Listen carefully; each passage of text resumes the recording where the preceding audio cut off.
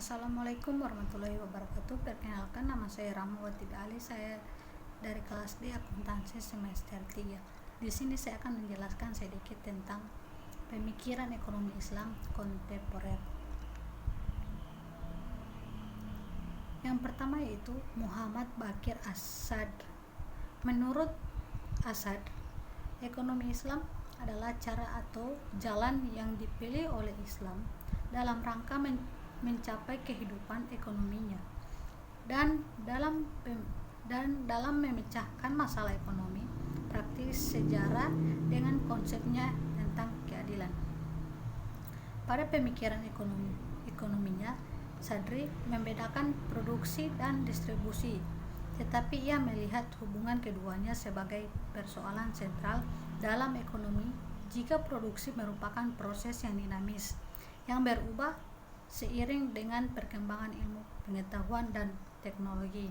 Sedangkan distribusi dianggap sebagai sebagian dari sistem sosial, yaitu bagian dari hubungan total antar manusia.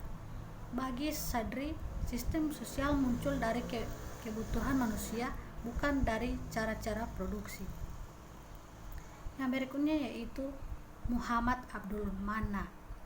Manna mendefinisikan ekonomi Islam sebagai ilmu sosial yang mempelajari masalah-masalah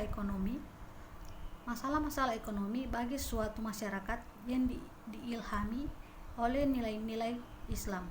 Ekonomi Islam berhubungan dengan produksi, distribusi, dan konsumsi barang serta jasa dalam kerangka atau suatu masyarakat Islam yang di dalamnya jalan hidup Islam ditegaskan sepenuhnya. Manna menyusun aturan terkait dengan kepemilikan individu dalam sistem ekonomi Islam. Yang pertama yaitu tidak boleh ada aset yang menganggur. Yang kedua, membayar zakat diwajibkan apabila telah memenuhi syarat. Yang ketiga, pengguna yang menguntungkan atau pengguna untuk kegiatan yang menguntungkan. Yang keempat, penggunaan aset tidak boleh untuk hal-hal yang dapat membahayakan.